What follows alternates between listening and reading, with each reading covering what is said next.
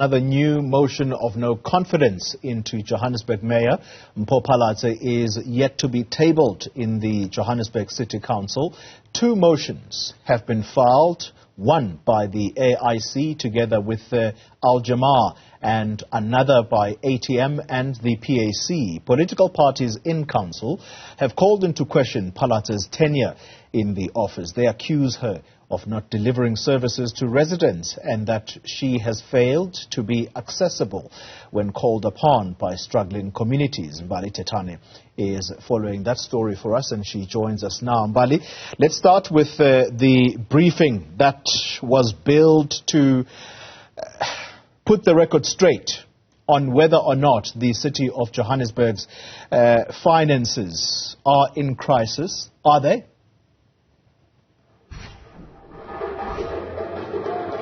Well, of course, Koli, we've heard from the mayor of the city of Johannesburg a bit earlier on that it is, of course, Mpho Phalatse. Also then placing on the record saying that, well, at least for now, when it comes to the city's finances, yes, it's not in the greatest shape, but of course they say that they will be able to pay immediately for, some of the priorities that have been prioritized by the city of Johannesburg.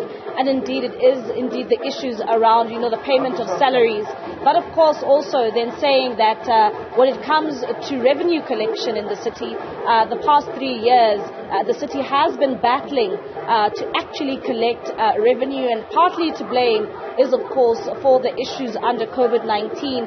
She has then also called on the residents of the city of Johannesburg to continue to pay for their bills, pay for their water and lights, and of course saying that this has dire implications for the way the city will be run. At the same time, though, there is that issue around that 2 billion rand DBSA loan that she says that the city is indeed in need of. And also, they're taking a swipe at other political parties like the ANC and the AIC, saying, of course, this loan was initially approved by other political parties in council, and of course they do understand that it is indeed a loan that is needed for the city of Johannesburg. Also then saying there a bit earlier on, saying that, had it been that Dada Morero from the ANC was still the mayor of Johannesburg, that loan would have now been approved, of course, saying that she will also then be bringing again once more